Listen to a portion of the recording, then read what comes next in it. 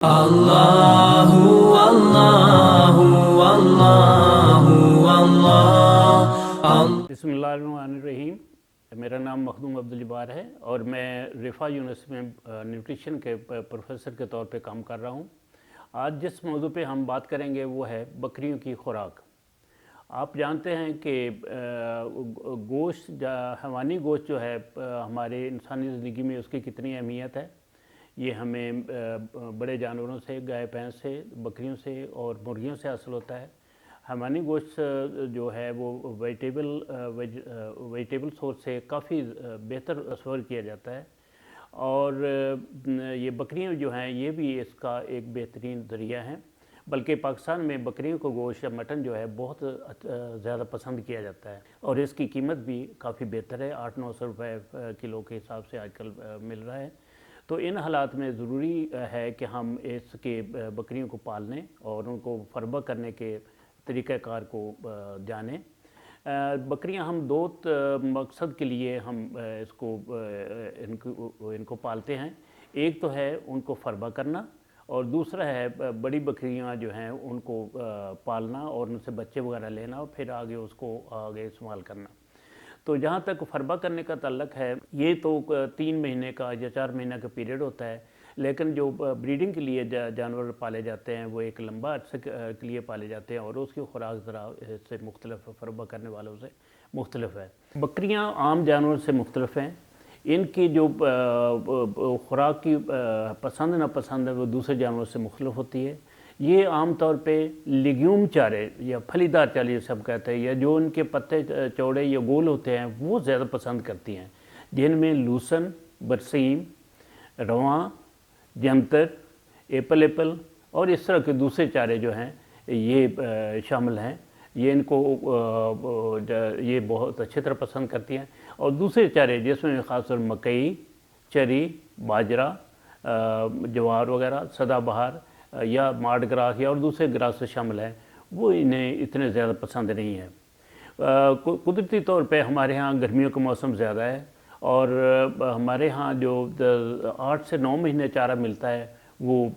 چری باجرہ وغیرہ ہوتا ہے، جس کی وجہ سے ان کو اچھی مناسب خوراک نہیں مل سکتی اور وہ اپنی اچھی پیداوار نہیں دے سکتے۔ تو اس کے لیے ضروری ہے کہ ہم ان کی پسندیدہ خوراک جو ہے وہ ان کو مہیا کریں۔ اب یہ جیسے پہلے میں نے ذکر کیا ہے کہ اس کے 2 طرح کے مقاصد ہیں پالنے کے۔ ایک تو ہے فربہ کرنا، اس میں کیسے خوراک دینی چاہیے۔ اس میں یہ ہے کہ ہم عام طور پہ 8-9 مہینے کا بچہ جو ہے وہ لیتے ہیں،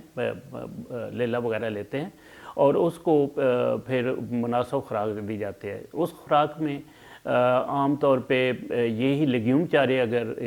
برسیم اور لوسن وغیرہ ہوں تو بہت اچھا ہے، اور ساتھ پھر ہم اس کو کنسنٹریٹ راشن یا ونڈا دیتے ہیں، تو اس سے ان کی جو ہے بڑھنے کی رفتار وہ قریباً 100 گرام سے لے کر 250 گرام روزانہ کے حساب سے ہوتی ہے۔ اس میں اس کے علاوہ ہم ٹی ایم آر بھی ان کو دے سکتے ہیں۔ ٹی ایم آر کا مطلب ہے توڑی ملا ہوا راشن۔ اگرچہ توڑی والا راشن اتنا بہت زیادہ شوق سے نہیں کھاتے، لیکن پھر بھی ایک طریقہ اس کو کھلانے کا یہ بھی ہے کہ ہم توڑی میں کنسنٹریٹ راشن مکس کر دیں اور ان کو کھلائیں۔ دوسرا طریقہ جو ہے اس میں ہم یہ جانور جو ہیں بکریاں وغیرہ وہ بچے دینے کے لیے رکھنی ہوتی ہیں، اس میں ہمیں اتنی زیادہ خوراک ہمیں نہیں دینا پڑتی۔ اس میں زیادہ ہم فاڈر وغیرہ دیتے ہیں، اور فاڈر کے ساتھ تھوڑے بہت پھر سپلیمنٹ شام کو دے دیا تو اس سے وہ اس کو گزارا ہوتا ہے۔ جب بچے پیدا ہوتے ہیں تو پھر ان کو ایک خاص قسم کی خوراک، کڈ سٹارٹر وغیرہ وہ دی جاتی ہے، یا کری فیڈنگ کی جاتی ہے، جس سے وہ کافی یعنی صرف وہ خوراک ان بچوں کو ملتی ہے، اور بڑی جو ہیں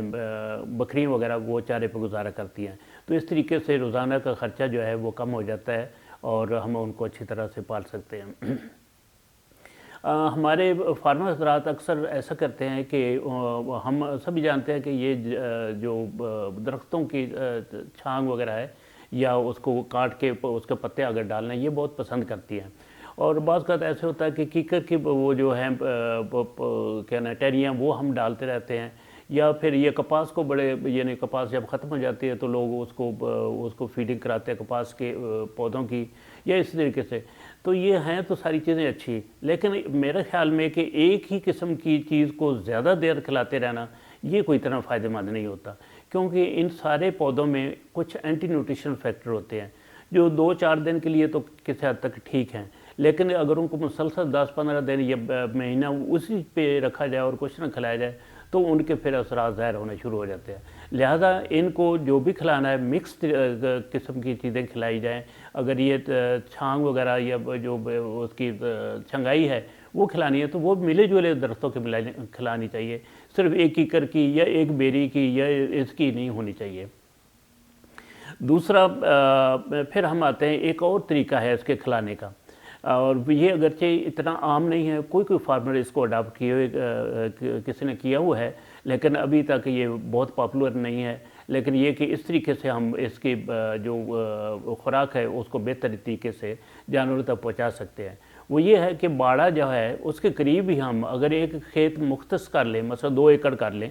اور اس کے ارد گرد کانٹے دار جو ہے تار وہ لگا دیں، یا اس پہ وہ دیوار بنا دیں چھوٹی سی جس پہ بکریاں چھلانگ نہ لگا سکیں، یا چھوٹی دیوار بنا کے اوپر تاروں کی باڑ لگا دیں، یا پھر الیکٹرک فینس لگا دیں، یہ بھی ایک طریقہ ہے جو انٹرنیشنل لیول پہ استعمال ہوتا ہے، تو اس کے اندر ہم چرائی کر سکتے ہیں، ان جانوروں کی چرائی کروا سکتے ہیں۔ یہ جتنے خاص طور دوسرا طریقہ یعنی دوسرا مقصد جس میں ہم بکریوں کو بچے دینے کے لیے رکھتے ہیں یا ریوڑ کے طور پہ رکھتے ہیں، اس کے لیے یہ زیادہ فائدہ مند ہے، کیونکہ سٹال فیڈنگ 3-4 مہینے تک تو کی جا سکتی ہے ان کی، یعنی ایک کمرے میں رکھ کے یا کیا نام ہے باڑے میں رکھ کے اس کو کھلایا جا سکتا ہے، اور قربانی والے جانوروں کے لیے ایک طریقہ کافی ٹھیک ہے، لیکن جو ریوڑ رکھتے ہیں اس کے لیے پھر ٹھیک نہیں، کہ اس میں طرح طرح کی بیماریاں آنی شروع ہو جاتی ہیں، کو کھانے پینے میں اونچ نیچ ہو جاتی ہے، ڈائریا ہو جاتا ہے، اور ان کے پیر خراب ہونے شروع ہو جاتے ہیں، اور کئی مسائل آتے ہیں۔ تو اس کے لیے بہتر ہے کہ یہ تھوڑا سا چل پھر لیں، ان کی انسٹنکٹ بھی ایسی ہے، ان کی فطرت ہے کہ یہ چل پھر کر زیادہ اچھے خوش رہتی ہیں اور کھاتی ہیں، اور دیکھا گیا ہے کہ گروتھ ریٹ بھی ان میں اگر وہ چرائی میں جائیں تو وہ زیادہ بہتر ہوتی ہے بجائے ان کو کھڑا کر کے کھلانے کے۔ تو اس طریقے سے یہ اپنی مرضی کے وہ چارہ سلیکٹ کرتی ہیں، یہ بڑی پکی ہوتی ہیں اور اپنی پسند کے بدل شگوفے اور اوپر والے جو پتے ہیں وہ کھاتی ہیں، اور اس طریقے سے اپنا جو خوراک کی ضرورت پوری کرتی ہیں۔ تو اس کو کرنے جیسے پہلے میں عرض کر رہا تھا کہ ہم ایک فینس والی جگہ بنا لیں، اور اس کا باقاعدہ آگے گیٹ لگا ہو، چھوٹا سا دروازہ ہو، اور اس 2 ایکڑ کو پھر آگے ہم 4 حصوں میں تقسیم کر لیں، یعنی آدھے ایکڑ کا ایک خانہ بنا لیں، اور اس خانے میں پھر ہم موسم کے لحاظ سے چارہ کاشت کر لیں۔ فرض کرو سردیوں کا موسم ہے تو اس میں ہم برسیم کر سکتے ہیں، لوسن والے علاقوں میں لوسن وہاں لگا سکتے ہیں، اور ساتھ اس میں رائی گراس لگا دیا، تاکہ وہ مکس والا جو ہے ایک کیا نام ہے چراگاہ یا مکس والا چارہ وہ زیادہ بہتر ہے بجائے ایک ہی چارہ وہاں پہ بونے کے۔ اس طرح گرمیوں میں اگر گوارا لگا دیا جائے، ساتھ جنتر ہو یا کوئی موٹ وغیرہ نیچے لیول پہ وہ اگا دیا جائے تو وہ زیادہ بہتر ہوگا۔ اس کے ساتھ ساتھ میں یہ بھی سجیسٹ کروں گا کہ اس چراگاہ کو ہاں پھر یہ ہے کہ پہلے خانے میں اگر ہم فرض کرو 50 ہمارے پاس جانور ہیں، تو جو پہلا خانہ ہے جس میں آدھا ایکڑ کا ہے یا 4 کنال کا ہے وہ اس میں چھوڑ دیا جائے، اگر لہسن کی فصل ہو تو قریباً وہ 10-12 دن میں 50 جانور جو ہیں وہ اس پہ گزارا کر لیتے ہیں، وہ اس کے لیے وہ کافی ہے۔ جب وہ کافی حد تک چر لیں اس کو تو پھر اس کو دوسرے خانے میں تبدیل کر دیا جائے، اور جب اس کے ختم ہونے پر تیسرے اور پھر چوتھے میں، جب چوتھا خانہ جب وہ کیا نام ہے ختم کریں گے تو پہلا جو ہے خانہ وہ تیار ہو جائے گا اس کی چرائی کے لیے، کہ مہینہ سوا مہینہ ہی لگتا ہے تقریباً ایک لو کو تیار ہونے کے لیے۔ تو اس طریقے سے یہ اس کو ہم کہتے ہیں روٹیشنل گریزنگ، یعنی ایک کو روٹیٹ کرنا جانوروں کو ایک سے دوسرے تیسرے تو پھر پہلے والے۔ تو اس طریقے سے چونکہ دروازے بند ہوں گے تو آرام سے وہ سارا دن چرتی رہیں گی بکریاں، اور وہ اگر اس کے اندر سے کوئی نالا گزر رہا ہو پانی کا تو اور زیادہ بہتر ہے، کیونکہ وہ اس کو پانی بھی مہیا ہوگا۔ اور پھر اس کے ساتھ ساتھ اگر ہم یوریا ملیس بلاک یا نمک کے ڈلے اندر رکھ دیں تو وہ اس کی ضرورت نمکیات کی یا دوسری چیزوں کی وہ بھی پوری ہوتی رہیں گی، اور ایک مکمل خوراک کے طور پہ وہاں پہ وہ کھاتی رہیں گی، اور وہ اپنا گروتھ ریٹ مناسب طریقے سے دیں گی۔ دوسرے اس کے ساتھ یہ ہے کہ اس چراگاہ کو یا اس فارڈر والی جگہ کو مزید سٹرینتھن کرنے کے لیے اگر ہم اس کے 4 دیواری پہ کیکر یا کیا نام ہے سفیدے کے درخت لگا دیں تو وہ کافی حد تک اس کی جگہ پہ چھاؤں بھی پرووائڈ کریں گے ان کو گرمیوں میں، اور پھر یہ کہ تھوڑی بہت اس کی چھانگ جو ہے وہ جب بکریوں کے لیے مناسب ہوگی۔ اور اس کے درمیان والی میڑیں جو ہیں اس پہ میں سجیسٹ کروں گا کہ شہتوت کے درخت، بیری کے درخت، کیکر کے درخت، یعنی وہ درخت جو پودے جو کہ جانور بڑے شوق سے کھاتے ہیں وہ لگا دیے جائیں، تو اس کا یعنی اس کا پوٹینشیل یا اس میں جو ذخیرہ ہے خوراک ہے وہ اور بڑھایا جا سکتا ہے۔ اور یہ جب بھی درخت ہوں یہ وہ اونچے نہ چلے جائیں، یہ جب 4-5 فٹ کے ہوں گے تو اوپر کا جو اس کا شگوفہ ہے وہ ساروں کا کاٹتے جانا چاہیے تاکہ اس کی ٹلرنگ ہو، اس کی شاخیں نکلیں اس کے یعنی نیچے سے اور سائیڈوں سے شاخیں نکلیں اور زیادہ سے زیادہ پتے مہیا ہوں جانوروں کے لیے، تو وہ چھوٹی ہائٹ پہ پتے بڑے آسانی سے کھا لیں گے۔ تو اس طریقے سے ہم بڑی کامیابی سے بھیڑ بکریوں کو چارہ مہیا کر سکتے ہیں، اس کی پسند کا کر سکتے ہیں اور ان کو بیماریوں سے محفوظ کر سکتے ہیں۔ اور سب سے بڑی بات یہ ہے کہ اکنومیکل ہے، یعنی صبح ان کو جانور کو وہ اس میں ڈالا، اس میں لے جایا گیا، وہ سارے دن کھاتے رہے، آرام کیا، انہوں نے کھایا سب کچھ، شام کو واپس لے آئے اپنے باڑے میں، اور وہاں پہ اگر تھوڑا بہت جس سے جانور کو سپلیمنٹ دینا وہ کنسنٹریٹ سپلیمنٹ اس کو دیتے رہے۔ تو اس سے نہ صرف